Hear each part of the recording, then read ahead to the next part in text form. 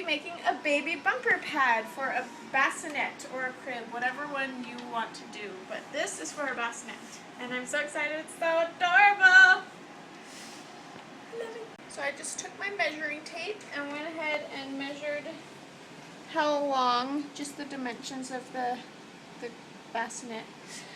So it's 36 by 21, and it's a little bit narrower at the bottom, but I don't think it will make that much of a difference. So 36 by 21 is the bassinet size, and then the crib size is 28 by 52. And somebody's sleeping in it right now, otherwise I would measure it in front of you. So now what I'm going to do is just measure how high I want it to go up. So if I want it to be this high, I'd probably go 9 inches on that. So it's just along the entire sides.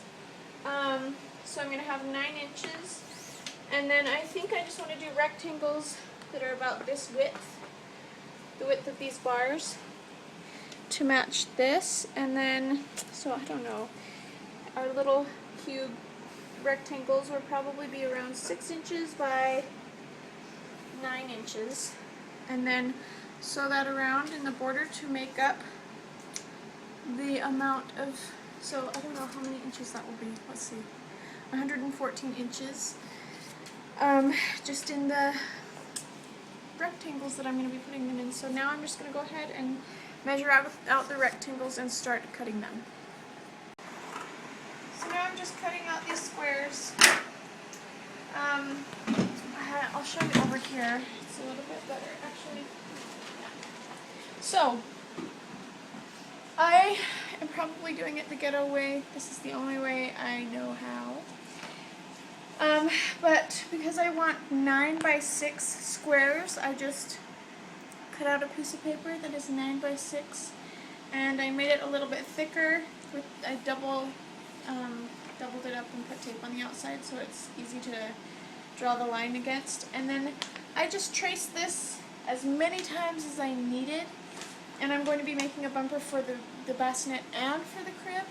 So I traced a lot, and now I'm just cutting them out, and you can see this is what, you know, on this I just traced it, and this part's going to be not showing, so I was able to just draw directly on the material, and just did this over and over again and traced it and traced it and traced it. So once all my squares are ready, I will let you guys know, and then we'll move on to the next step. I'm just going to take them, and the long way is the way that I want the pattern to show up, like that in the front. So I'm going to put the most colorful side on the inside facing each other of both of the fabrics, and then I'm just going to start sewing down this line right here. Once I have that sewn on, I'm going to open it up, and it will be stuck together like that. And then I'm going to do the exact same thing that I did, put the colorful side on the inside, and then I'm going to sew this edge, and I'm just going to basically do that over and over again until I have the pattern that I want and in the length that I need it around the outside of the bassinet. Okay, so what I've done now is, now that I'm done with both of my different rows of I don't know, material, I've made it so they're kind of checkered looking, so they're not exactly the same stripes on both sides. And then what I'm going to do now is actually, well, I pinned them together on the top. That's where it's going to be sewn. And then I also went and got some batting that's going to go make it fluffy on the inside. And I folded it over 3 times just to the thickness that I wanted it to be, and also so it's the exact same length as the material. Width, length, anyways. Now I'm going to sew a stitch on the very top right here, and I'm going to go all the way down, all the way the whole way on the bumper, and then once that's done, I can take this and flip it over, and it will have it sewn right there, so that I can just flip it over and then sew on the other end. So that is the plan. So I'm just going to go ahead and take this and start sewing it to each other. So after I pinned these two together, I went ahead and pinned it just to the batting. And I am now just going along the edge, as you can see, sewing. And this is what I was trying to explain to you. Now that that's all sewn right there, I can flip it around, and that will cover all the other side too. And if there's extra batting, I'll just trim that off and, you know, make adjustments as I go. But that's how cute it's gonna be. Isn't that adorable? I'm excited. I'm excited. So this is what I'm doing. I'm just going along the edge and pulling out pins as I go, sticking them on magnets. That's nice.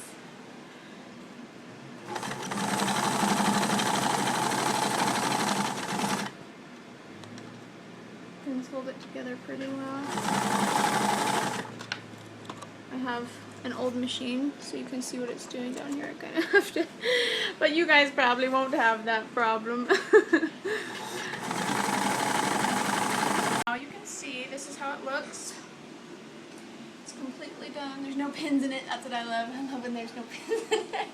Because especially now, I've been getting poked in the belly a lot, and I'm like, oh, ow. Alright, this is what I'm going to do next. Pull these two layers apart. And I'm actually going to go down this edge right here, as close to the edge as I can without it, you know, you do a good job, but I want it to be as long as possible, so, like as wide as possible, so I don't want to cut off a whole big chunk. Anyways, I'm going to go down this edge and sew it on, and then I'll tell you the next step after I've done that. Alright, so I finished sewing on this edge right here. So you can see this is where we were when we sewed that edge, moved this up, sewed along this edge, and now what I'm going to do is trim the excess off of this edge, and then once we've done that, we will pin it, fold it and pin it, and then fold and pin this side. And then they will be joined up there and sewn. If you can see what I mean by that. So it will be a nice clean edge. A lot cleaner than even this, but first I have to trim it, and then we'll move on to that step.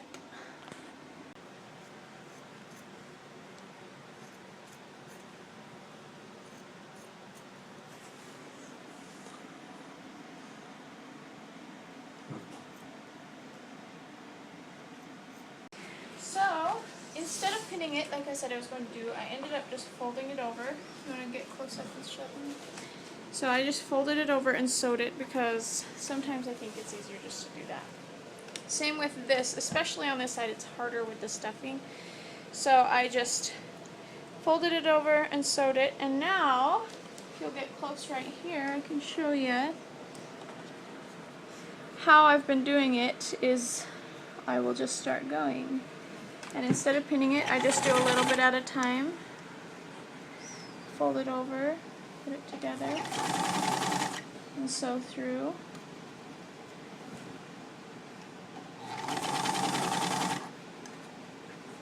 And I just keep doing this over and over again.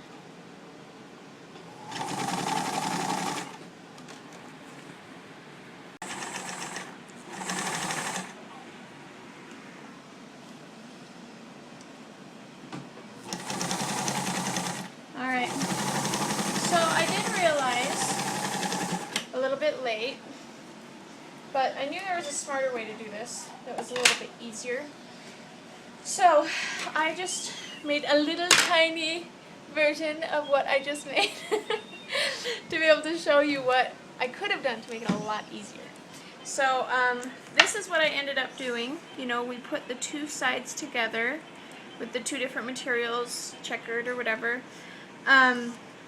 And we had sewn it on one side with the stuffing on this side so that we could, which is what we ended up doing, flipping this over folding this, you know, folding it really nicely and sewing it together.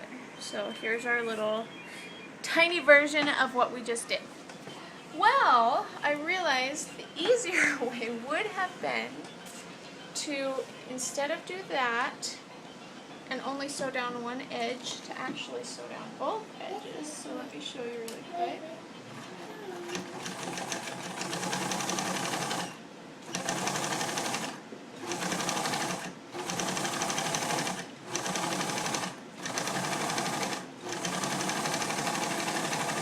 I know most of you were probably like, what is she doing once I got to that point? Because you were probably already knew.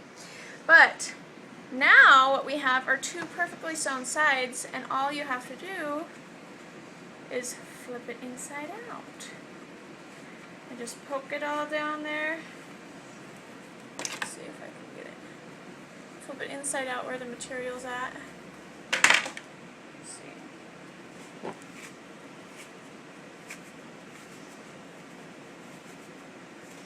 Okay, and the exact same thing. It's a lot less hassle with the seams on the sides. So exactly the same, except what I did. Hey, and just so you know, this is the mini version, but this is what I'm going to do. I'm going to sew on the lines of the material in between, like that. Oops. So that it has little,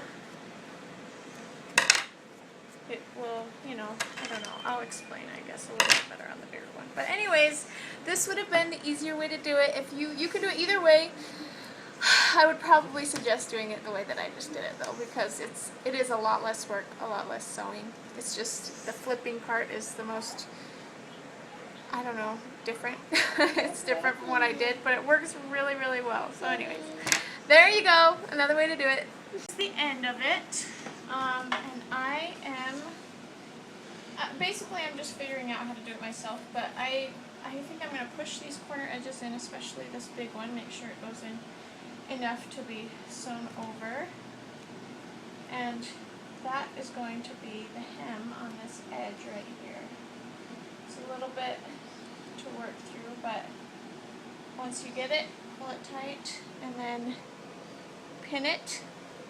That's going to give you a nice clean edge, and or maybe I won't even pin it. I like skipping steps. But if I can hold it there long enough, then I don't really need to pin it, right? So I'm just going to go ahead and run over that really quick. Just to put around on the different spots on the, what is it called again?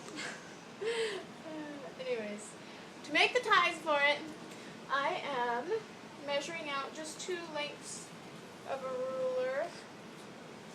And that is the width that I want to use. So it's about this. I've already cut one out so I can show you. Now what I'm going to do is come over here and fold it with the material, the brighter side on the inside that I want to be showing. I'm just going to take it, sew a really long tube right along the edge so that I have a lot of space to be able to flip it inside out. So that's where I'm starting.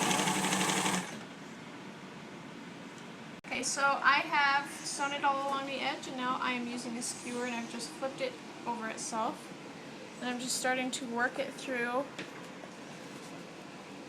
make it go inside out. And this is a process, it seems like. I don't know if I really, I guess it depends on the tool that you have. And this is working okay, it's alright. But just work it through, flip it inside out. And this is what you're going to use your tie for, with whatever.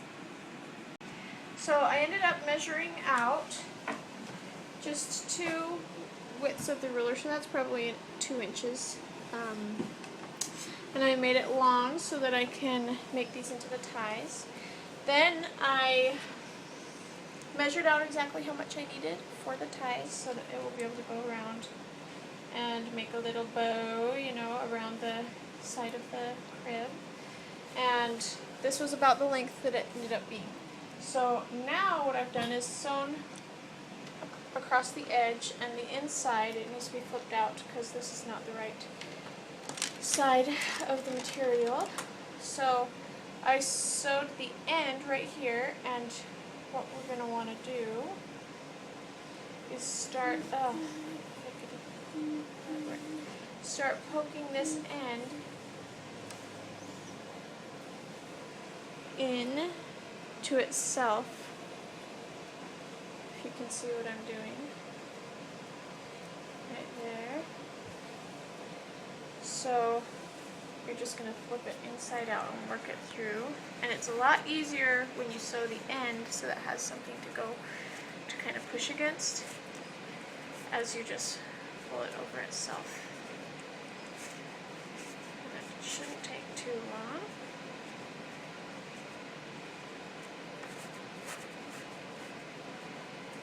Just kind of keep working at it.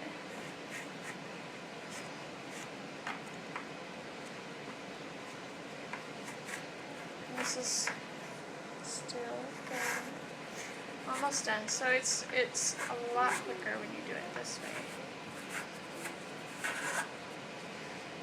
And then just work it over itself again.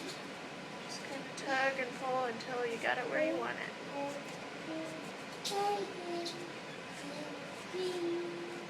Oh, I'm so glad I figured out how to do it. Before I didn't sew the edge, and it was the end, and it took me probably 20 minutes just to flip it inside out. And I was so annoyed. It was like, there's got to be a better way to do this. And there was. So there you go. There's how you flip it inside out, and then you're just going to want to fold this in like we did on the end of the other thing. Fold it into itself. If I can get it folded into itself.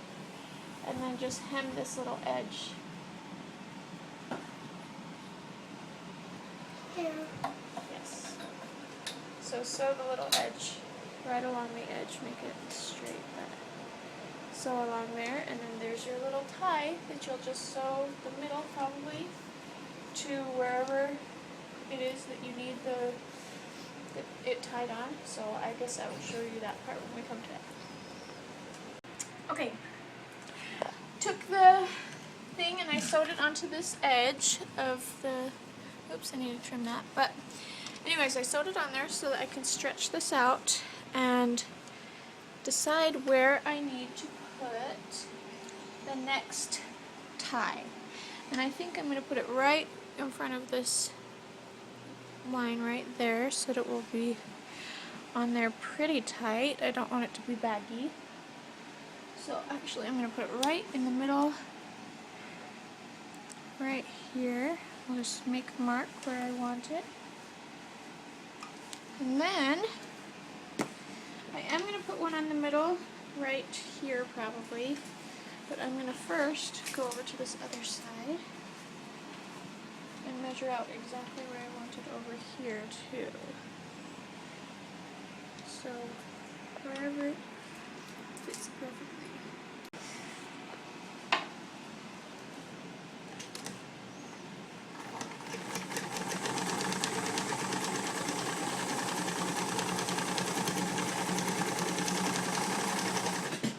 Okay, so I have measured out where I want these ties to go, and now I'm just sewing them on in the places where they need to be. So here's another measurement, and I just take the strand of things that these little ties that I made, and I fold them in half and see exactly where the half is at. Straighten that out, and then I lay it on my mark and sew it on there.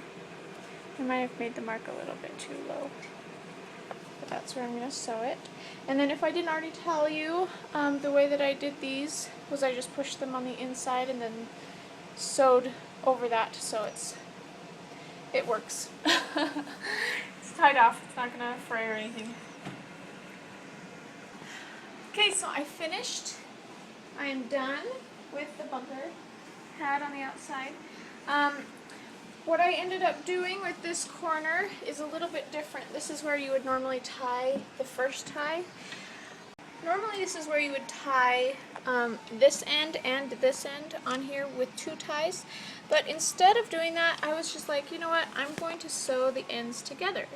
And so basically this whole thing is not one long strip, but one continuous, it's just like a circle, if you were to untie it. So I don't know, I kind of like that better. For one reason, it's easier to only tie one tie. And the other reason is it's easier to only have to make 6 ties instead of 7. So, I'm done. I think it turned out so cute. I really, really like it. And like, tying these things, I mean, I don't know, I think this looks like you could have bought it at the store, you know, especially because these little ties aren't ribbon. I mean, you could use ribbon just as well, but because they match the rest of the material, I think it almost looks store-bought. So, tell me if you've tried this out. I think one thing I would do differently is give a little seam allowance. I didn't do that this time. Instead, I just kind of, I don't know, measured out what I wanted, and I ended up having to make an extra square, and then basically I just made adjustments as I went along. So I love it. I think it looks great. Please subscribe to my channel, and if you haven't already, and please watch my pregnancy videos so you can see how this baby is doing. It's getting big. Look at this. I'm like, okay, I better get ready for some baby to come. So this is my preparation. Some of it, we'll see what else I do, but I love how it turned out. So anyways, you can do this with any material you'd like. You don't have to have it this thick if you don't want to, or you can even make it a little bit thicker with the stuffing. There's lots that you can make. We'll see you next time.